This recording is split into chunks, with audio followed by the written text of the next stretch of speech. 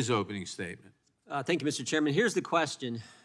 Do we think House Democrats want to stop big tech censorship of Republicans, big tech censorship of conservatives? Remember, 3 months ago, 2 Democrats wrote a letter to big carriers encouraging them to take Fox News, Newsmax, One American News off their platform.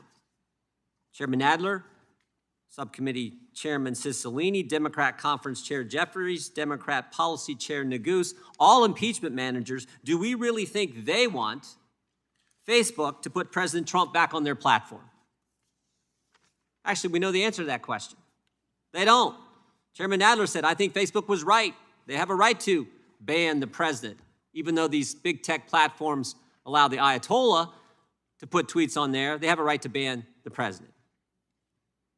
Mr. Chairman said that it's a right-wing conspiracy theory and a fantasy dreamed up by some conservatives. Maybe that's because he hasn't been shadow banned like Congressman Gates has or Congressman Nunes. Subcommittee Chairman Cicilline said, we don't need to develop a solution for a problem that doesn't exist. Big tech censors conservatives. These bills don't fix that problem. They make it worse. They don't break up big tech. They don't stop censorship. Let's look at the access bill. This is the one that's supposed to be the least problematic. Let's just run through the access bill, what this does, the power it gives to the Federal Trade Commission. Page 15 of that legislation, the FTC shall issue standards specific to each covered platform. Covered platform is defined. Online presence, 50 million users a month, 100,000 business users a month, and a $600 billion market cap. That currently includes Amazon, Apple, Facebook, Google, but I think it's soon to include Microsoft, Walmart, Visa, and who knows where it ends. What's the process for issuing these standards for a covered platform?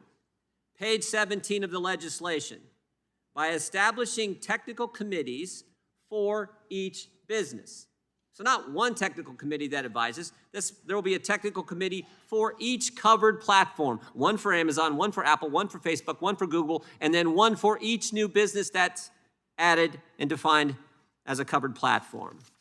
How big are these technical committees? Page 18 of the legislation tells us the size of the technical committee is at the sole discretion of the FTC. So whatever it can be, it could be 10 people, it could be a handful of people, it could be, I don't know.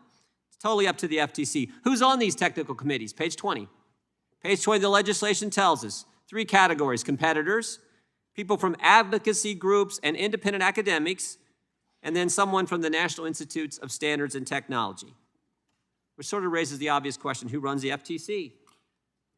Until last week, the acting chair was Ms. Slaughter. Ms. Slaughter, who said it is, quote, perfectly appropriate for us to use antitrust enforcement tools to right the wrong of systemic racism. Wow. The new chair last week, Ms. Lena Khan, previously worked for Chairman Nadler, Subcommittee Chairman Cicilline, and House Democrats on the Judiciary Committee. So the person who helped write the bills that give all the power to the FTC now is going to run the FTC. Such a deal. The Federal Trade Commission, run by Biden Democrats who want to fix systemic racism, set up special government committees of whatever size they want, technical committees made up of your competitors, advocacy groups, and academics. Or in other words, people who want your business to fail, Soros-backed individuals, and someone like Senator Warren. Now, if you don't like the fact that you're a covered platform, you can petition the FTC. Page 4 and 5 of the legislation. And if the FCT doesn't like your petition, you can go to court. But your chances of winning in court aren't too good because on page 20 of the legislation, it says, in a proceeding for judicial review, the findings of the commission shall be conclusive. So I don't think your chances are going to be too well. Oh, and I forgot this.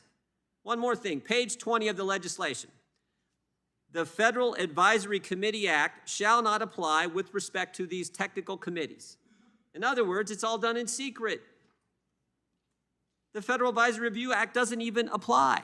So secret technical committees for each business made up of left-wing individuals, advocacy, someone from academics, independent academics, that's who's going to decide. Now, do you really think the individuals running the FTC, again, as I said before, want Facebook to let President Trump back on? Do they want Twitter to stop shadow banning Matt Gaetz? A few months ago, Democrats brought in front of the committee a newspaper bill in front of this committee.